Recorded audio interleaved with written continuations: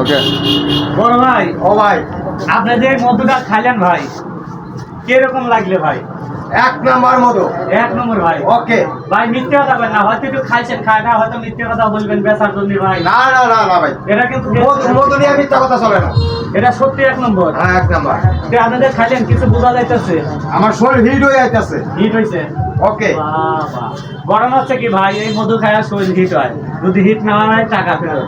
আমার বাড়ি পাবনা, যদি নেন আমার সাথে যোগাযোগ করেন। পাবনা যায় এ অনেক সুন্দর মধু পাওয়া যায়, দামে সস্তা, 600 টাকা কেজি। ওকে ভাই 600 ভাই, বেশি বেশি। আবার আর মানবতা খাতিরে ওই 20-50 টাকা তো ব্যাপার না। আবার আমার এই মধু ভাই পরীক্ষা করার 3টে জিনিস আছে। গরম পানি দিবেন, পানির ভিতর মধু ছাড়িয়ে দিবেন। যদি মধু গুলাইয়া যায় তাহলে এটা চেনি।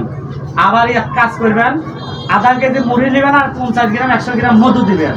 যদি 20 মিনিট পরে মুড়ি উদায়া যায়, মানে নরম হয়ে যায়, তাহলে এটা চেনি। আর মুড়ি যদি মচমচে হয় তাহলে এটা মধু। খালি মধু। হ্যাঁ এটা মধু।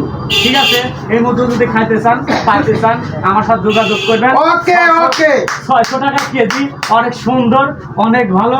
ভাই আপনি খায়া কি বুঝলেন ভাই? ভালো। ভালো, অনেক সুন্দর। এক নম্বর না, খুব সুন্দর। ওকে ভাই আমি কিন্তু বিজ্ঞাপন দিতেছি ভাই, ঠিক আছে, না, না, দেন, দেন। ঠিক আছে। ভালো ভালো মধু। 600 টাকা কেজি যদি কেউ নেন। 20 টাকা রাখা রয়েছে, সাইবল নাকি? সাইফুল ভাইয়া আপনি মধু নেবেন ভাই, একদম 600 টাকা ভাই। আশা চলবে না ভাই, নেন ভিডিও। হ্যাঁ টাকা দেন, দেন টাকা দেন।